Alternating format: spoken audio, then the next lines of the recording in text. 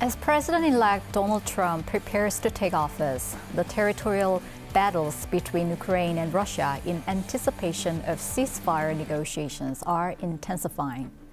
The Ukrainian military has been consistently releasing footage of North Korean troops deployed in Kursk, continually reminding the international community of North Korea's involvement.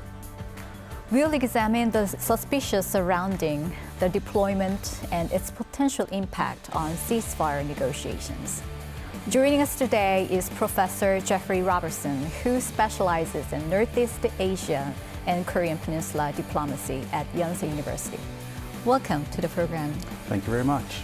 So it's obvious that the story of North Korean troop deployment to Russia has gained a lot of international attention these days. So my first question is your general assessment of the situation there. Do you also believe that North Korea has sent large number of troops to Russia, as reported?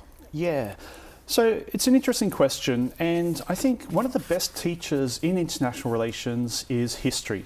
And if we look back at history and we think about junior partners supporting senior partners in conflicts, we can look back at South Korea's own history. In Vietnam from 1964 to 73, South Korea sent 350,000 troops. Yes. If we look back at 2003, South Korea sent troops to support the United States in Iraq, 3,000 more, between 3,000 and 4,000 troops. So it's very normal for smaller partners in an alliance to send troops to help their senior partners in conflict. And stepping back, well, it's fairly normal for North Korea to send troops. And the estimates at the moment are around about 10 to 12,000 troops, North Korean troops in Ukraine. And that sounds about right. Inevitably, there's going to be casualties. And as the number of troops increases, and as long as they're in the vicinity of a war zone, there's certainly a risk of casualties. So yeah, I assess the sending of North Korean troops to Ukraine as a logical consequence of the conflict. Yes, of course, and the two sides, Russia and North Korea, has upgraded their defense treaty, and there can be some responsibilities because of this move. However, there are also costs involved when there is an entrapment in such a crisis, right? So there are suspicions about the true nature of those troops coming from North Korea. Some argue that these people are not well-trained soldiers, but criminals even, or construction workers. So we have lots of speculations. How do you see this issue? Yeah, suspicion. I think it's right to be suspicious regarding everything that comes out of the conflict. So in the first instance, there's lots of variables there. A North Korean troop deployment, those troops could be doing any number of roles. They could be construction support, they could be logistics troops, they could be rear guard action troops, they could be special operations forces troops. We just don't know, and we don't have enough information to really determine what they are doing there. But it's natural to be suspicious in the context of this conflict. Look at the players here. We have North Korea, which is an information black hole. We have Russia, which has shown its capacity to be a very serious and competent player in misinformation and disinformation. And then we have Ukraine, which has shown an incredible adaptability and capacity to undertake psychological operations in warfare and influence its allies. And on top of this, the entire conflict is passing billions of taxpayer dollars to arms companies and to asset managers. So I think it's quite right to be suspicious, and I think we should all be suspicious, whether we are in Russia, whether we're in America, whether we're in South Korea. Everyone should be suspicious. There's no more equal victims. Every victim is the same. And we're all victims, and we have to be suspicious of our governments. Yes, of course. You just mentioned information warfare and psychological warfare.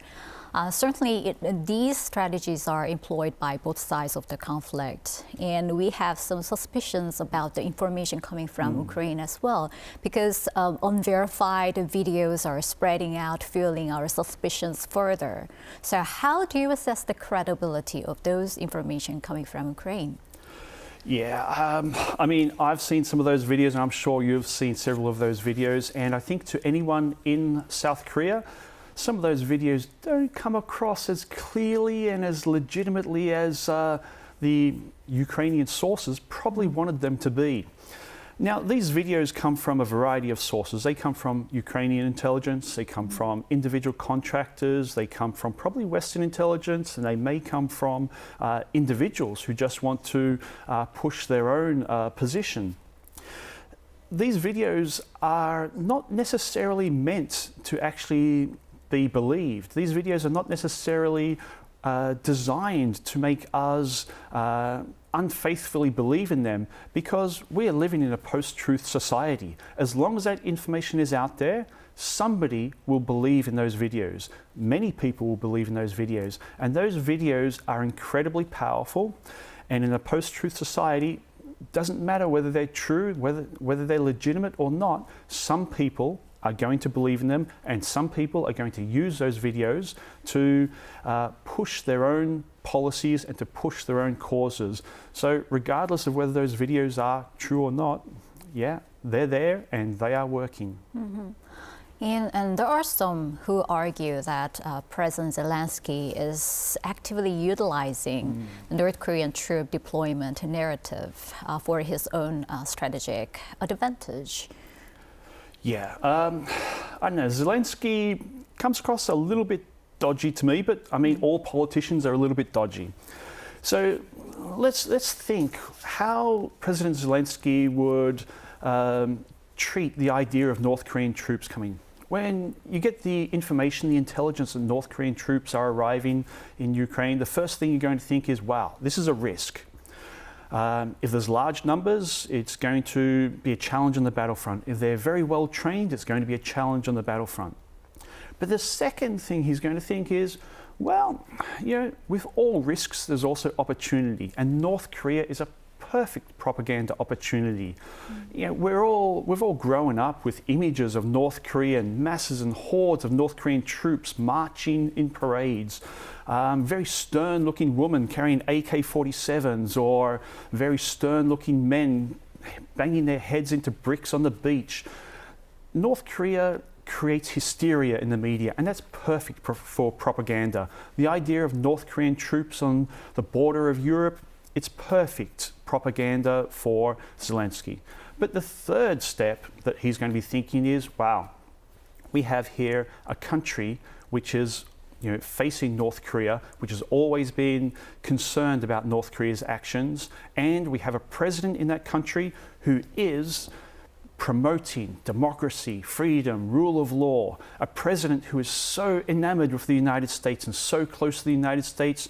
We have a potential source of armaments here, and he just needs to push that fear of North Korea a little bit more to concern South Korean citizens just that little bit more, and he's got a very strong supplier of armaments. Yes, of course.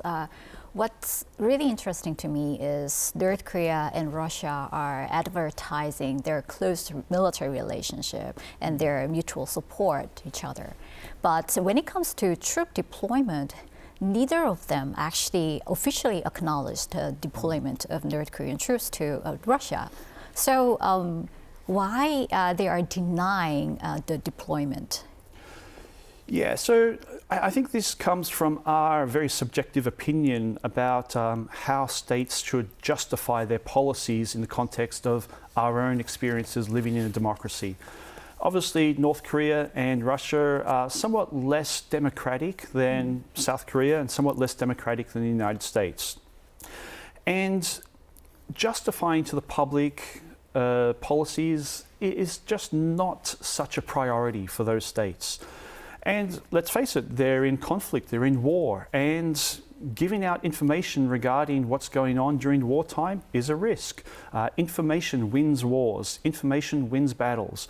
And so giving out the any amount of information regarding troop numbers, any information about troop locations or where troops are coming from, increases a risk to those troops. And so I think it's fairly logical that both Russia and North Korea are keeping a little bit quiet on that issue. Okay, then let's talk about the role of U.S. Actually, President-elect Trump mentioned several times that he has an intention to bring an end to this war. Yeah, so quickly, right? But he also mentioned that the North Korean troop deployment is a very complicating factor here. So do you think President-elect Trump has a clear strategy to bring an end to this war and address North Korea's involvement in this crisis? Yeah, President Trump's strategy is a difficult one to answer. So I don't necessarily think President-elect Trump has any strategy or any plans per se. I think he has agendas, and those agendas are, well, self-promotion and self-enrichment. If those agendas fall in line with securing peace in Ukraine and dealing with North Korean troops in Ukraine, then it'll fall into line and it will work. But I don't think Donald Trump necessarily has very well thought out plans. But this is not necessarily a bad thing. Now, Donald Trump is almost like, how do I say it? Well, let's just think about international relations in general. International relations is like a circus. Everyone is playing a role. You and me are here playing roles as well. I may be the juggler and you may be the acrobat, but we're dressed up, ready to play that role. Donald Trump is like the role of the clown. He's coming on and he's disrupting the show. And he is able to turn the show upside down. He's able to challenge the ringmaster. He's able to make the juggler drop the balls. He's able to make the acrobat fall over. And the clown has a very specific role in being able to disrupt everything. And that's what Donald Trump is doing in international relations. He's disrupting everything. And that's not necessarily bad. That's actually pretty good. And so that means that he can do what he wants. He can do what he thinks. He can do what he says. He doesn't have to live within the confines of international relations. He doesn't have to dress and play a very specific role. He can actually just do as he wants. And that's proven to be successful in the past in meeting Kim Jong-un. He transformed the situation, and now there's a precedent for US presidents to meet Kim Jong-un. And so what he's done and what he will do with Ukraine is abnormal, it's different, and it's disrupting, and that's not necessarily bad. But it's still, unpredictable, right? Certainly unpredictable, yeah. All right, then let's talk about North Korea's strategy. It's been reported that North Korea has been very, very active in sending troops to Russia as an ally. So if the war ends with North Korean troops on the ground, do you think that situation can be beneficial for North Korea to deal with the U.S. or not? Well, to deal with the U.S., I don't really think it's going to come into it. I mean, North Korea has already scored benefits out of sending troops. So, there's a list of things we can go through. It's probably secured technological benefits. It's probably secured battlefield experience. Modern warfare has transformed with the Ukraine conflict. So they've gotten experience and tactical operational experience from sending troops there. Even the recent evidence which has come out from the Ukraine, some documents were found on a deceased North Korean soldier showing a process of learning in the battlefront. So they are gaining experience. And they've probably also secured economic benefits as well. We've seen an increase in the amount of trade on the North Korean-Russian border. We've seen an increased number of ships going between the two. So there's certainly benefits that North Korea has gained out of it. But I don't think it's going to really have a great impact upon relations between North Korea and the United States. So I was thinking about peace negotiations taking place in the coming months or years. Then North Korea has been involved already, and there can be a process involving Russia, US, and probably North Korea. If North Korea can be the part of this negotiation, then what North Korea can gain from this whole process then? To tell the truth, I don't think North Korea would be involved whatsoever. So we've already seen evidence that a lot of the North Korean troops or supposed North Korean troops are using IDs which show that they are from different regions of Russia. Generally speaking, they're using IDs which show them to come from Siberian regions of Russia, regions where people are typically more Asian looking. And so officially, they may not even be in that conflict. And I'm pretty sure that if there are any negotiations between Russia and the United States to put an end to this war, North Korea is not going to be considered as playing a role in those negotiations. In the future, we may see negotiations between North Korea and the United States, general meeting again between Donald Trump and Kim Jong-un is a possibility. But again, I don't think North Korean troops in Ukraine are really going to come up as a priority in any of those meetings. Then what about its impact on the future negotiations between US and the DPRK on denuclearization? Because we're expecting some kind of bilateral talks. Well, you did say on denuclearization. I don't think we're going to have any talks on denuclearization. I think nuclearization is a foregone conclusion. What we may have talks upon is general rapprochement between the United States and North Korea. That's a sensational headline, and I think the US president would probably be in favor of securing those sensational headlines.